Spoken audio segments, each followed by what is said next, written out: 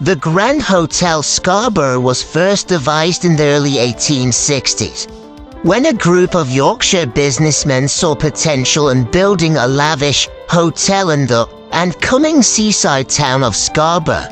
In 1863, building began. However, it was a long process due to lack of funding, which forced a year-long interruption in construction.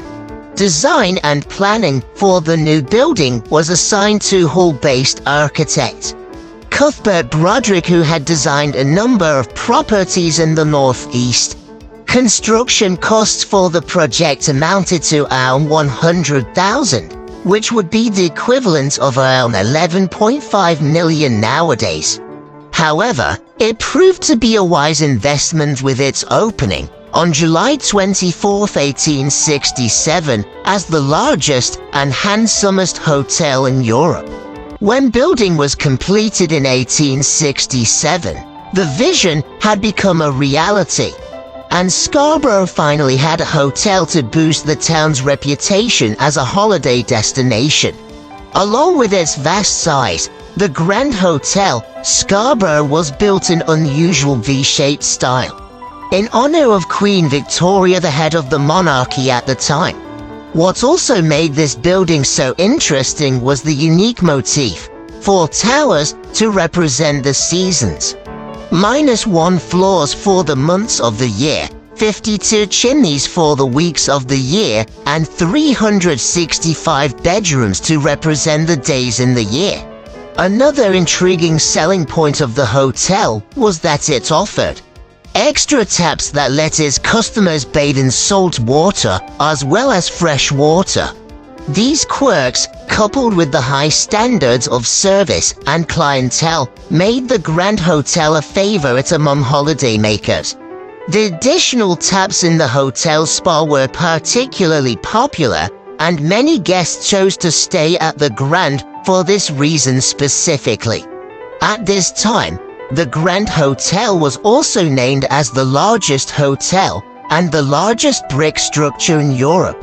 In 1887, the Grand Scarborough took another step towards cementing itself as the leading hotel in Scarborough when it forged a link with the local cricket festival and began opening its dining room to attendees.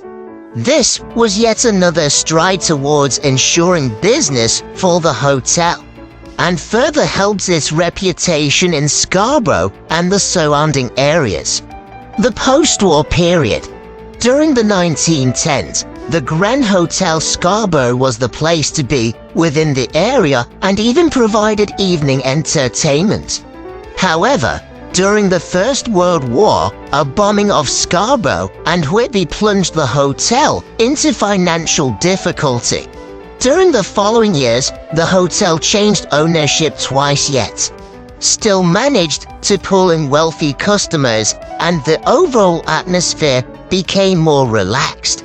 Despite these changes, the Grand Hotel continued to be a favorite among the upper classes, with post-war visits from the Prince of Wales, who was later crowned King Edward VIII.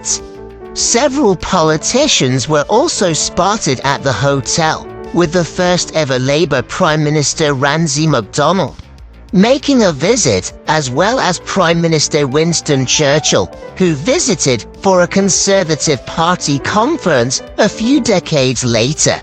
Military connections. The hotel first became linked with wartime activity during World War I, and since then has been involved in many wartime situations. The first of these instances came in 1914, at the start of World War I. When the fighting reached the British shores, the Grand Hotel was one of the many coastal buildings to be damaged. On December 16, 1914, it was estimated that around 30 German artillery shells hit the hotel by the German Navy, with its battle cruisers primarily destroying the restaurant. Although badly damaged, the Grand Hotel went on to recover and become a base in the Second World War. During World War II, several RAF men were stationed at the hotel. Anti-aircraft guns were mounted on each of the hotel's 4 turrets, making the building a base for the trainee cadets. In turn, the RAF could defend the hotel, preventing another incident like the one from the previous war. After the damage to the hotel during the 20th century, renovation costs came to around $100,000 to get the Grand Hotel back into shape, which took more than 2 years to complete. In more recent years, the hotel served as a base for SAS agents when the Iranian embassy was under siege. The hotel was used for covert training meant to prepare the agents for further terrorist threats.